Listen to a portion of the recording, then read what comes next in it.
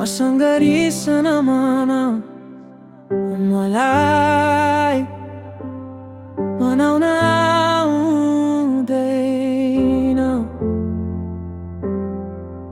मबाट टाढा नजाउन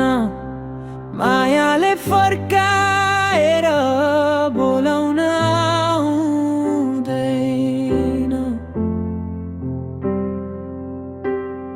तिमीले मलाई बिर्सियौ भने त्यो तिम्रो मर्जी हो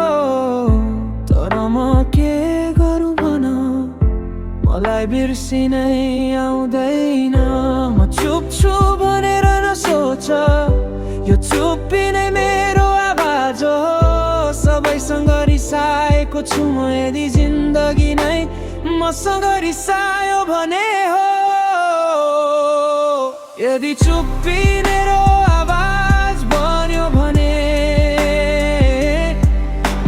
सत्यको हल्ला बल्छ होला यदि जिन्दगी मसँग रिसायो भने म आफैबाट टाढा जान्छु होला जिन्दगी यदि सपना बन्यो भने मृत्यु पनि मिठो लाग्ला तिमीले बुझ्यौ म शान्त छु भनेर यो शान्ति नै सबैभन्दा ठुलो पीडा होला उ भन्छ माया छैन तिमी प्रति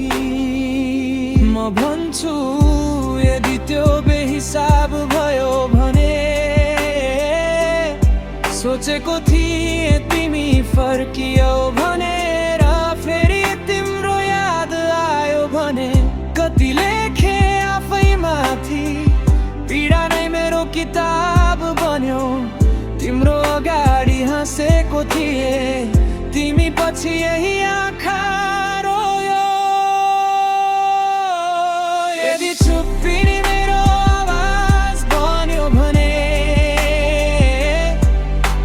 सत्यको हल्ला बल्छ होला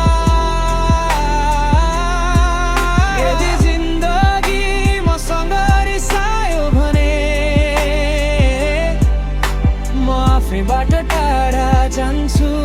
होला काश तिमी चन्द्रमा र म तारा हुन्थे